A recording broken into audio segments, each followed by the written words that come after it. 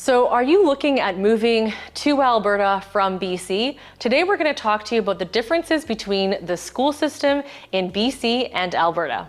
Hi, this is Melody Wilson. Thanks so much for coming back to our channel. Today we're going to talk all about the school system.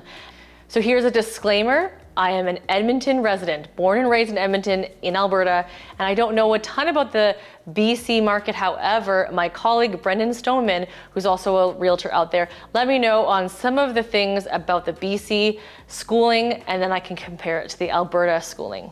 So I wanted to know about kindergarten. When your kids are in kindergarten, here in Alberta, it's optional, and we typically only have half-day programs.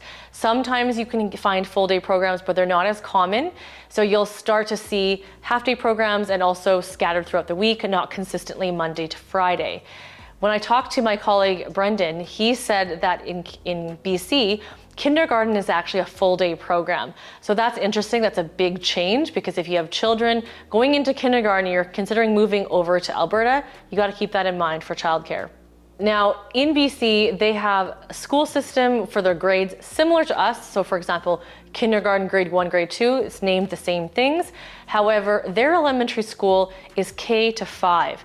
Now, some schools are K to 6, whereas in Alberta, all of our schools are K to 6 for elementary school.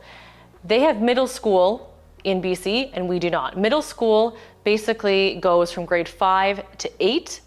Some of them have grade 7 to 9. So it's kind of funny because they've got both mixed there. In Alberta, we just have junior high school from grade 7 to 9. The high school in BC is anywhere from grade 8 to 12. Some of them have 9 to 12 mostly, but some have 8 to 12. And it depends on the area, because some of the areas might be smaller and not have access to middle school, and they might change that system up. In Edmonton, specifically, we have high school from grade 10 to 12. Now, this is pretty common throughout Alberta, whether you're in Edmonton, Calgary, Red Deer, or some of the smaller towns. So as a parent, I'm sure if you have kids in school, you are usually fundraising for your children. And so I wanted to know if in BC, they also had to do the fundraising. And yep, they do. Seems like it's a general consensus that people do bake sales and fundraisers and stuff like that. But I don't think that's something you can avoid when you're sending your kids to school. So in Alberta, we have additional holidays for the kids called PD days, which stands for professional development days. This is where the teachers are doing professional development and the kids don't need to go to school. I find that in Alberta and in Edmonton specifically, they have quite a few holidays.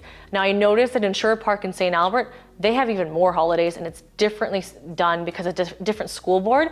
School boards are municipal.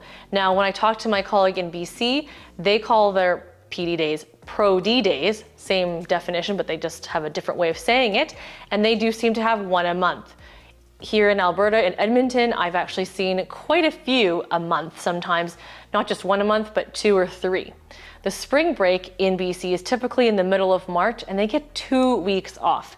In Alberta, we get 1 week off, and it's typically the end of March. Both schools seem to have Christmas around the same time for the 2 weeks. Now, the start and end of school is quite similar. They usually start in BC after Labor Day weekend until the end of June. This year, I saw our schools start at the end of August until the end of June. In BC, like Alberta, they have the option for homeschooling, private schooling, and semi-private. So if you're interested in taking a look at those programs, I would definitely encourage you to research them, as they're going to be quite different.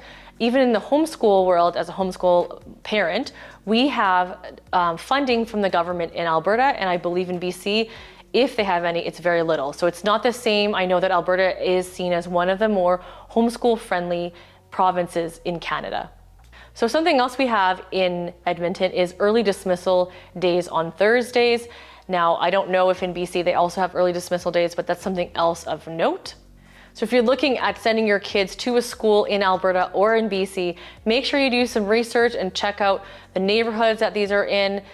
Different schools will have different requirements of how you can get into the school. So make sure to check out our videos about schools in Edmonton and best schools in Edmonton, including the best neighborhoods. Those are actually almost always affiliated with one another.